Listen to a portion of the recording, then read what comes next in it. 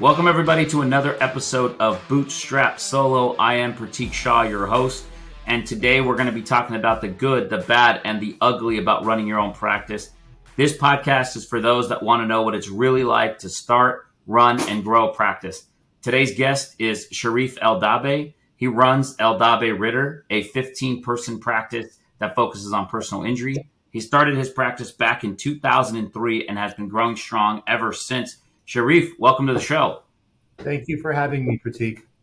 No, thanks for coming on. I know you're busy running a big practice, doing well, and so I appreciate you carving out some time for me. You started back in 2003, which is 19 years ago. And some of the other guests we've had on the show haven't been running a practice that long. I would say maybe the average would be 8 to 10 years.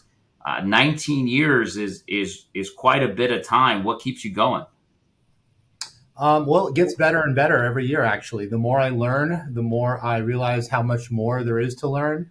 And the best part of being a personal injury lawyer, in my estimation, is meeting clients and hearing what their worries and their needs are and advising them. And I like to meet people. I like meeting people more than writing motions or arguing in court. And so that's what keeps me going.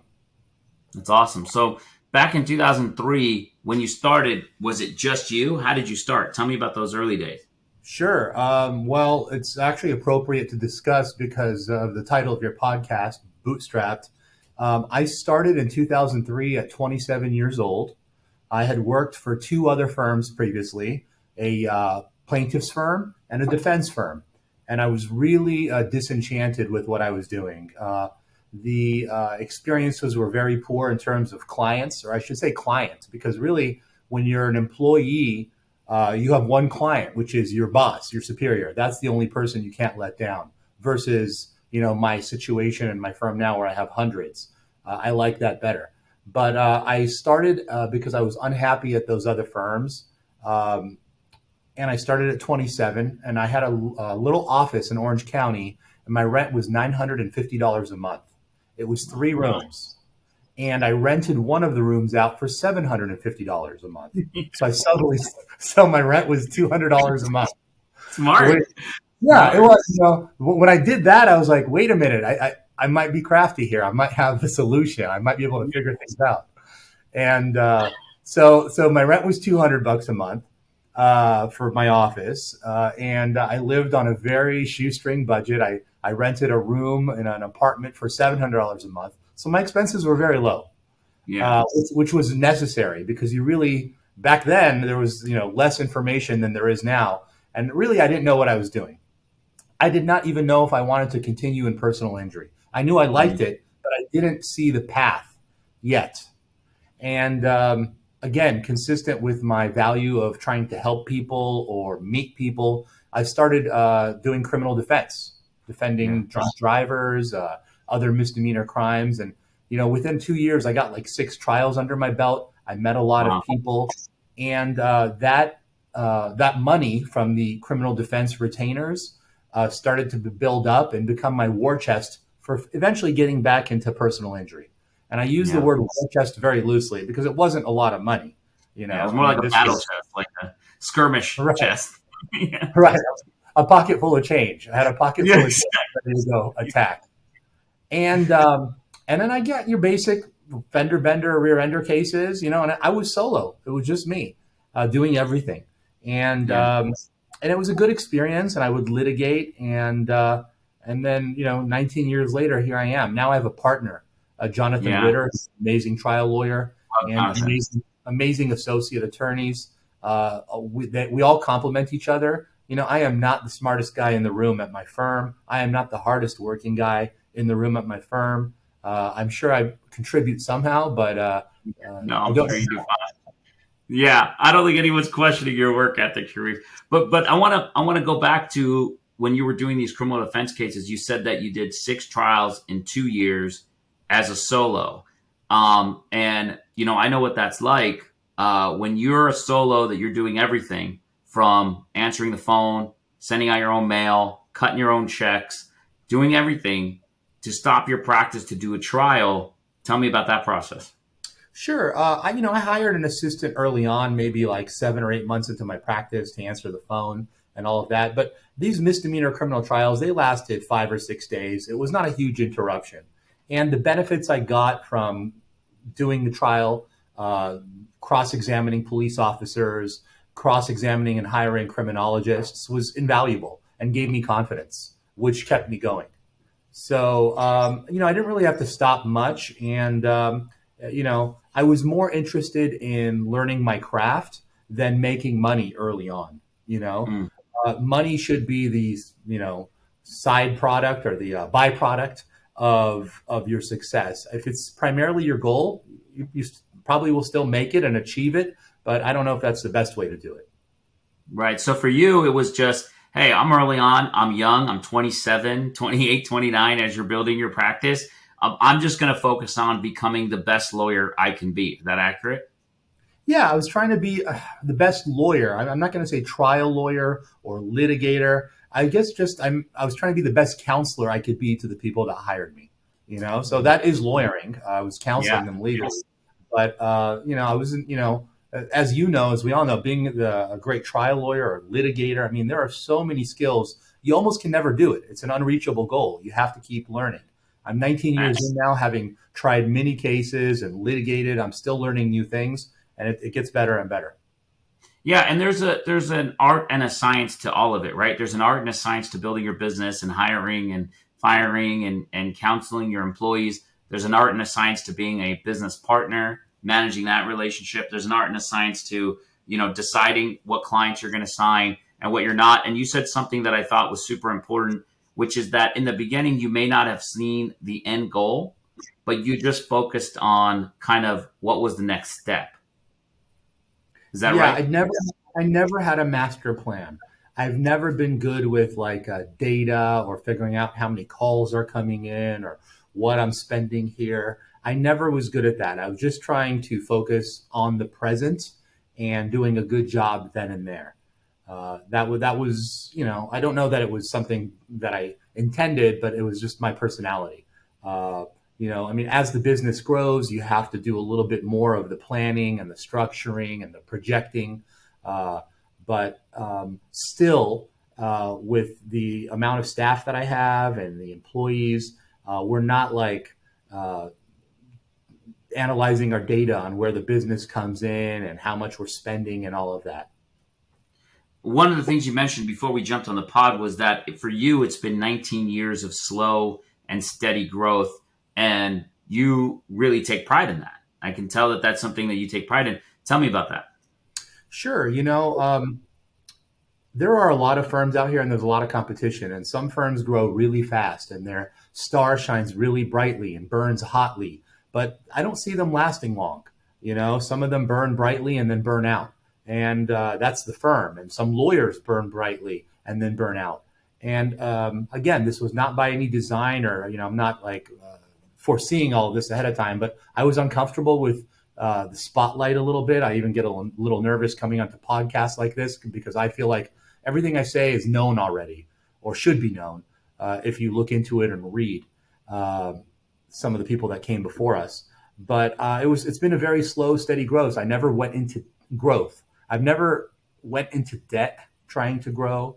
I've never spent more money than I have as a firm. It was just like I made some money and then I spent it. And where I would spend it eventually, and this was a hard lesson to learn, was on talent and smart people and salaries and employees. Because I realized, I mean, I learned a lot of lessons through these 19 years. I used to hire cheap people who may not have known much because I was worried about my monthly overhead expense. And that ended up costing me more in other ways. Now I have great people that I'm proud to work alongside. And the other place that spend money and learned I needed to was marketing. I mean, I never went too crazy on marketing, but it's been slow and steady. And it's worked. Right. And I want to talk about those hard lessons you've run into with hiring the wrong people, or, having to deal with, I brought this employee in, now I got to get rid of them because they're not doing what they're supposed to do. when was the first when you said you hired your first legal assistant around 7 to 8 months, right? Correct. When did you hire the first person? And then how soon after you hiring them did you realize, okay, that was a mistake? Again, it was early on, maybe within 2 or 3 years of starting the firm. You hire somebody and you start to learn that they don't care about their work product. They're not interested in learning. They're not independent. They're just there for the paycheck. I still go through that. I'm looking for a new receptionist currently. And I had a young woman come in, and I could tell that I just gave her a chance. She was good enough. It's very hard currently, by the way, to find people. I don't know if you're experiencing the same thing, but I think there's a dearth of good employees out there and people who are looking for work. But she lasted a week. She said the job was too hard, too many phone calls coming in, or too much scanning or filing.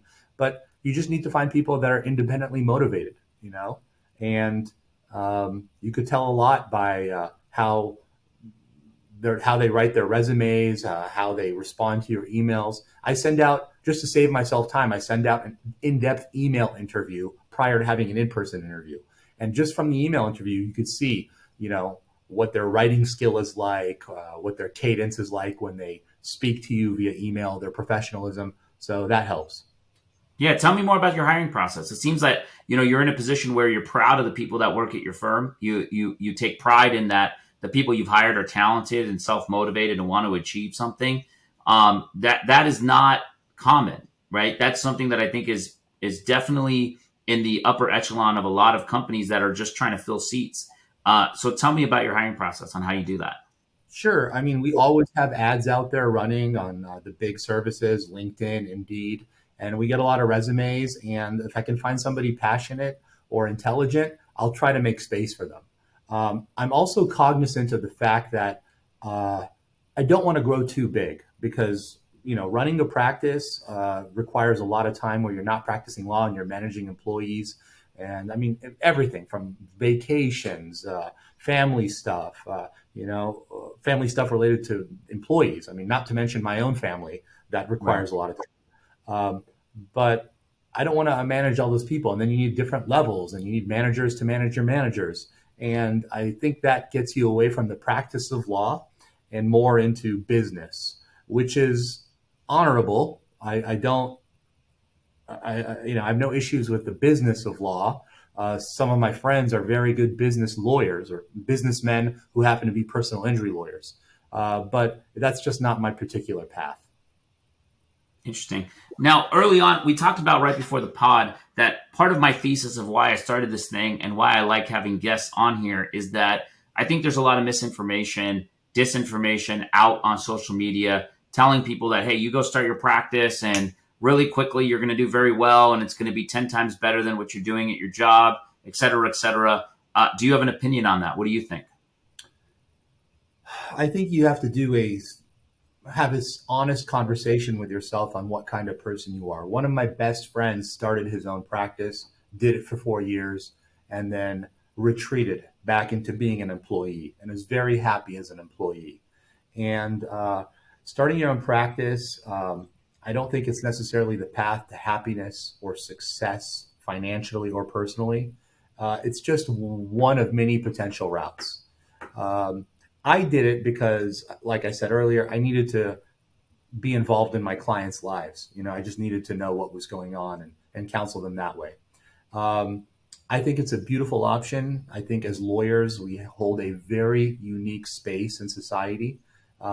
We are necessary, and I'm talking about plaintiffs' lawyers here. We are absolutely necessary to the function of this democracy and to make it healthy. And for me, it was a given. I also, I'm an immigrant. My parents immigrated here from Egypt in the early 70s, and consistent with the story of many immigrants, the immigrants did not have the opportunity or the ability to go work in corporate America. They either didn't have the right education or didn't know the right people. So my dad was an entrepreneur. My main office is here in downtown Los Angeles. I grew up 6 blocks from here. My dad was a jeweler at 6th Street and Hill Street in the jewelry district. So, I kind of thought I saw that entrepreneurship or starting my own firm was a possible path, you know, and knowing that as a kid gave me a little bit of the extra confidence to start my own firm. Yeah, I think that's important. Is sometimes if you feel like, hey, the doors aren't open for me, or I don't see a path for whatever reason it may be, right? Maybe you're a minority, or maybe it's some other reason you didn't go to the right school, et cetera, and you feel like, hey, I just don't see a path for me in the traditional sense that maybe this is the right answer. But it's really important and key that it's not the right answer for everybody, no matter where they come from or who they are. And there's no shame or there's no negativity associated with anybody that says that's just not for me. Some of my closest friends have worked in the same place that they've worked at for the last 15 years, and they're happier than they can be. I look at them and I say, I can't believe anybody would ever suggest to you that you should go and start your own firm when I know how much you just enjoy the balance of life that you have that you just don't get when you run your practice. I think we should address that issue too.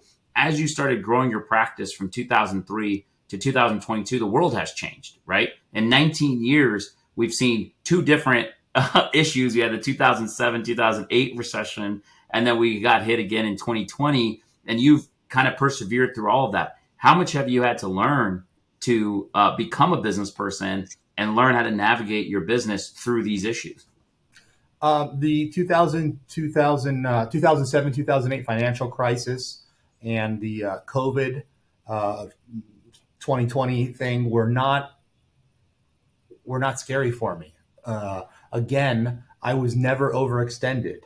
My practice was resilient and consistent with having a practice where you have hundreds of clients.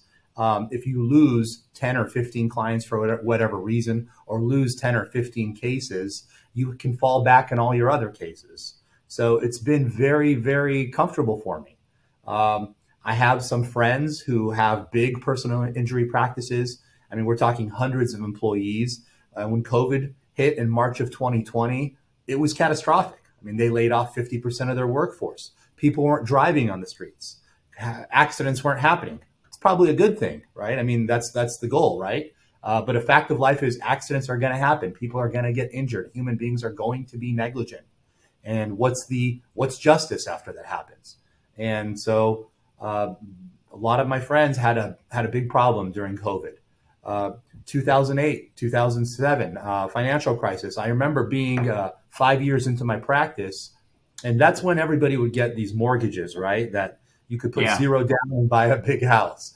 And I remember being friends with some people, and I told them I was a lawyer, but I was renting still. And they laughed at me. They said, "What are you talking about? I've made people millions of dollars buying houses." But again, I didn't buy a house at that time, although I could have, and I played it safe. So I was, for better or for worse, I was conservative, and it's been working. And that seems to be kind of a theme, and a theme of your practice, and a theme of your journey has been just taking that conservative route and not falling prey to some of the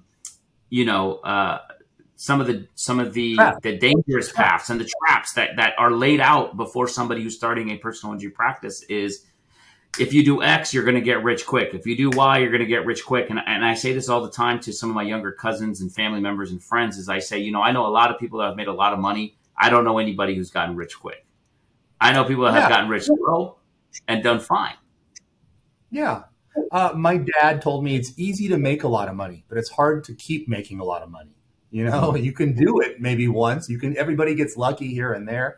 But to be consistent and really build a practice and have a steady income stream, that's the challenge.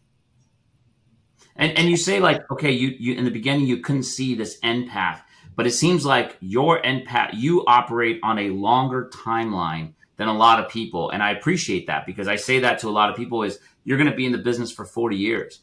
Don't try to win the game in 3 to 5. Plan for 40 years of how you're going to be resilient. Assume things are going to happen that are going to hurt, and you're going to have to take steps back, and then get back and move forward. And it seems like from the beginning, you've had a solid head on your shoulders of, I'm going to be doing this a long time. It's okay if I get there slower than others. I'm not worried about what anybody else is doing. Where does that come from for you? I read a ton. I read a lot of self-help books. I try to maintain a small ego. I'm trying to increase my reliance on my superego or my conscience. I'm trying to do right by my clients and by myself. And you mentioned the game, the real game, this law practice or being a lawyer, whether you're an employee or you have your own firm, that's just one part of the game. The real game is life, right? I mean, you want to be happy and fulfilled, accomplished, satisfied with yourself. If you're doing it right, you want to become a master of your craft and you want to get better at what you're doing.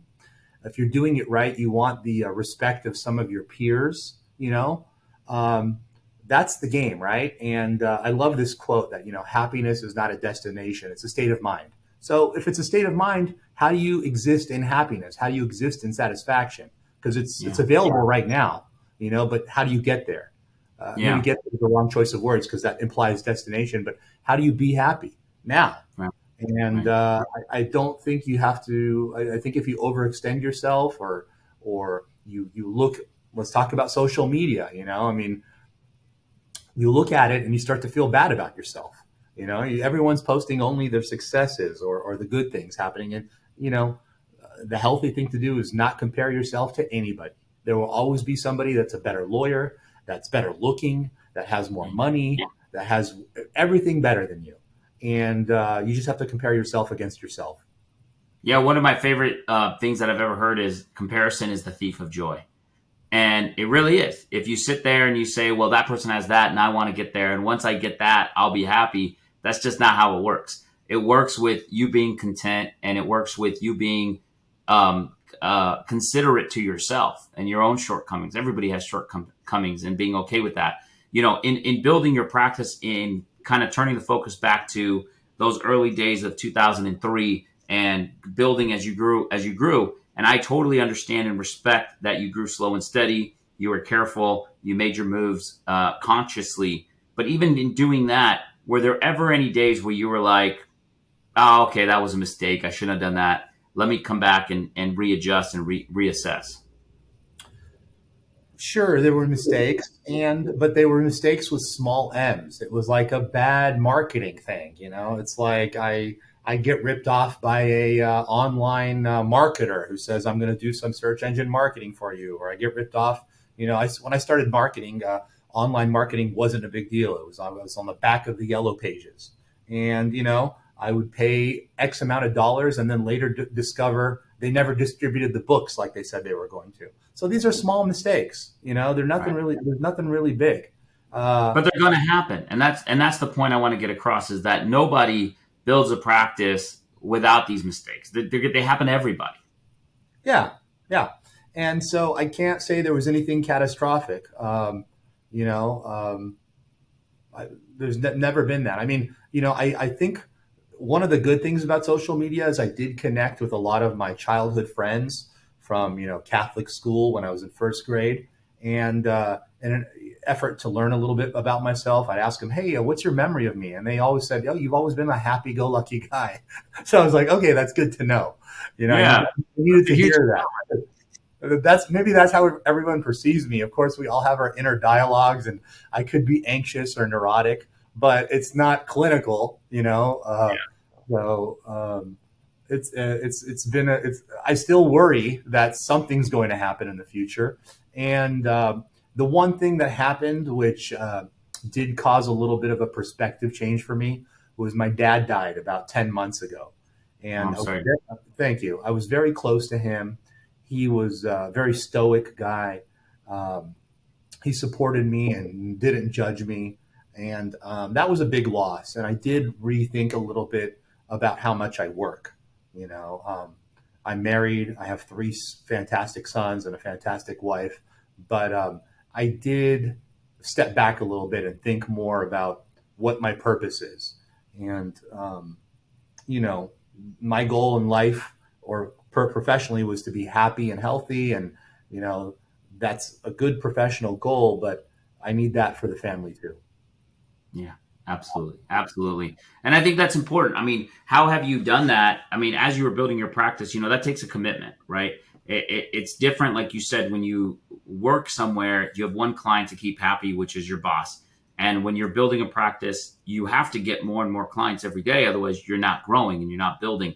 And then maybe it's not every day, but over time, you have to keep growing at the end of the year. And you have to hire more people and you have to take care of a lot of people. How do you balance all of that in the struggle of growth and growing the right way with also kind of growing your family the right way? Well, there's only so many hours in the day. And I think that if you want to be healthy and happy, you have to step back from the practice. You can't let it dominate you. I mean, that's ego in your professional life. You can have ego in your personal life too. You fight with your spouse. The ego can be very destructive. And so I just told myself I'm going to either work less or make less money or suffer those consequences. If you can even call them consequences, maybe they're benefits. Maybe working less Right. is the right attitude. And travel more, or my kid has a little league game on Thursday at 4 p.m. It's like you got to go to that. And mind you, I came from again a family where I never played little league. We don't even know what that was. I played some sports in high school. I never saw my parents at one event, and I don't know whether it was good or bad. I mean, I developed some independence that way, but it was fine. But as I spend more time with the family now, especially my children and at their sports events, I see great benefits, and so that's the goal. Yeah, and I think the goal for a lot of people should be kind of what you've accomplished is that your business is going to feed your life and not the other way around. Yeah, yeah. Right. One of the questions you asked me yesterday was, when did I realize I had made it? And I bristled at that question because I don't feel like I made it, or that that's even a good place or headspace to be in. I want to always be working and learning. I And, feel and like I want to address that because I think that what I intended by that question is when was the moment when you felt like that this was sustainable and you were going to keep going? It sounds like maybe you felt that way from the beginning, but I think that's different for everybody. Is that when you felt like, okay, I have a steady stream of clients, I've got some staff, I've got, for the lack of a better term, systems in place or a machine here that I see where this is going, and felt like, okay, this is not just me figuring it out tomorrow. There's now a plan here. I, I, I I don't have a great answer for you. When did I feel it was sustainable? I mean, I'm still sustaining. It won't sustain without me. I got a great partner and great people working here, and we're all sustaining together. And there's no. When you say it was sustainable, I know I'm giving you a hard time a little bit about this question, but Yeah. I'm, I'm philosophizing a little bit. When did I feel it was sustainable? What is it? It is just us, cooperating with one another. I was thinking about our last president, Trump, and how terrible he was, and uh, how fragile our government, our system of government is, because you realize that our country, is really just a bunch of people trying to do the right thing. And when the wrong people get in power and a bunch of people start doing the wrong thing, it can collapse pretty quickly, you know? Hmm. And same with a firm, or same with a case. If you don't do it right by the case on a decision by decision basis, the firm can collapse pretty quickly. So Yeah, it's you not have to be sustainable. vigilant. Yeah, it's not sustainable until everybody agrees together. We're all going to work on this together and do well together and help each other. Yeah. And how do you continue to build? Um, how do you continue to inspire your staff to do that? Because I think it's easy for sometimes people to lose focus. Not just business owners. Business owners lose focus all the time, but employees can lose that fire. Is that just, hey, you got to hire the right people? Is there something you do within your practice that keeps them motivated and keeps them on the right path? Well, great question. It's actually a timely question too. I am now instituting where I'm going to go to lunch with every single person that works here, like once a quarter or something like that, just to get to know them again. Because as I've gotten busier, I've been paying a little less attention to everybody, and I assume everybody's doing fine and doesn't have any questions. And so we've been doing that. Also, COVID was a blessing in disguise because people started working remotely, and we instituted all firm Monday Zoom meetings. So every Monday at 3 p.m., the entire firm gets on a Zoom, and we'll talk about anything. I mean, what if somebody did this weekend? What book somebody read? Cases that came in, new developments in the law. And these are only 15 or 20-minute meetings, but it's good to see everybody's face and everybody hears about what's going on. And that's one of the meetings. We have a lot of virtual meetings, and they're very productive. We did not do those before COVID. So I want people to have pride in their job, and I want them to feel like they're making a difference in particular clients' lives. We just settled a case last week for a very large number. And I'm going to bonus the entire staff. I mean, this is a case that 99% of lawyers don't settle a case this big. And the people in the firm know about it, but there's, because of the defendant, they insist on strict confidentiality. But everybody needs to know that they had a hand in that case. Even if they didn't touch the file, they touched another file that gave me and my partner the time to work on this file. So they helped. Right. And instituting that team environment, it's big. And were you always like that as you hired people, or is that a skill you learned as you started hiring more and more people? It was a skill I learned. I mean, I used to have a little bit more of a temper. Actually, I hired somebody recently, and she said, "Oh, you have a reputation." I said, "Oh yeah, what's that?" That you're very spicy and you like to have fun. And I said, "Okay, I never heard that. I see the having fun part, but the spicy, what's that mean?" She said, "Oh, you got a temper." But I used to have a little bit more of a temper, and one of my employees, she's still with me. She's been with me for 8 years. She said, "If you're gonna blow up at somebody, even if you're in the right, and it's public, then the apology has to be public too." Yeah. And it's something I never thought of, because I would apologize later in person and say, maybe I was out of line, but I was really stressed, and this is a mistake that shouldn't have happened. But it's just things like that, character building through relationships with other people. She told me that, and it was like a light bulb went off in my head. I said, of course she's correct, Yeah. So that's what are some of the most. Go ahead. Sorry. I think it's all stuff that I learned through people and through relationships. And what would you say are some of the most important skills you've learned as a business owner and as a leader over the last 19 years? I mean, I know there's a lot, but are there any that stick out to you? The value of marketing, you just can't, you could be the best lawyer in the world, but if you don't have a client, you're not a lawyer. You're not lawyering. I mean, marketing is essential, and it's necessary evil if you think it's evil. But there are many, many clients out there, and they're looking for good lawyers, and you got to go out there and get them. I used to do online marketing. I still do. I try to market to other lawyers by being a good litigator, and marketing is something you have to do. I did not know that right off the bat. I just thought the clients would come in somehow. Invest in your people. That's something else I learned. And don't overspend. Like I said earlier, people burn brightly for a while, they overspend, and then their firm goes bust. Yeah. You mentioned earlier that you do a lot of reading. You've read a lot of self-help books that have helped you as a person, as a business owner. What are some of the ones that stand out to you? Well, one I wanted to mention was if this podcast is being watched by somebody who's starting or thinking about starting their own firm, an early book I read was by Jay Foonberg, How to Start and Build a Law Practice. That was really good. One of his early lessons is pay yourself first. Otherwise, why are you working? It's not like you should be going into debt and starting your own firm and not making any money. You will fail that way. Remember why you're working. It's to get paid. So that was a great book I read 20 years ago. I read a lot of nonfiction. I just read a great book about, it's called America, the Farewell Tour by Chris Hedges.